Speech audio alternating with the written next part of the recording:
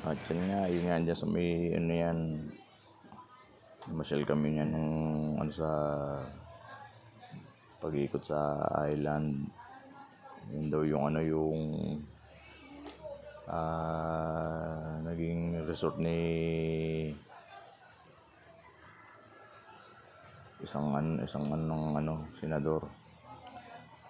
Kaya yun po, nakakita naman po namin. Maganda po yung paligid dyan eh. Yan. Tinuturo nga na itong gabay namin na yan, yung magandang paligid. At yun nga, ang kaganda nung karagatan, kulay asul nga. Ay, nakakasarap-sarap maligo dyan eh. Kaso nga, mahirap naman pag sa gitna ka maligo. Lakas pa yung hangin. Yan, kaya medyo tagal-tagal sa round trip ng bangka. Ay, todo video na lang ako dyan. Kasi nag-aantay nga kami doon sa pupunta namin. Doon kami maglalangoy, magliliwaliw ng todo. Langoy to the max. Ayun nga. Yan. Sarap ng hangin dyan.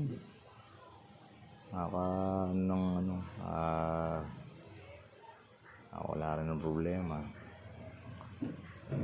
Yan yung summer escapade na hindi ko rin makakalimutan para mawala lang rin ng mga ibang problema po namin pare-pareho. Ayun nga. Painom ng tubig. Ang hangin. Tawanan.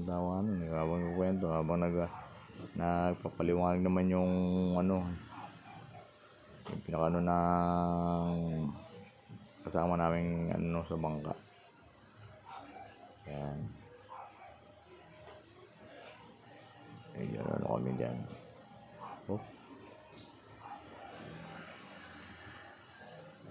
Yan. Kita namin doon may kasalubong kami dyan. May rescue doon sa may yun sa pumunta kasi namin, doon kami maliligo. Ayun. Gandang tanawin talaga. Nakaraan pa po kasi ito eh. Ngayon ko lang po na-upload. Medyo tinotrova ko lang po. Magandaan po ng mga samahan po at mga nakakatuwang gawi po. Salamat po sa inyo sa panonood po.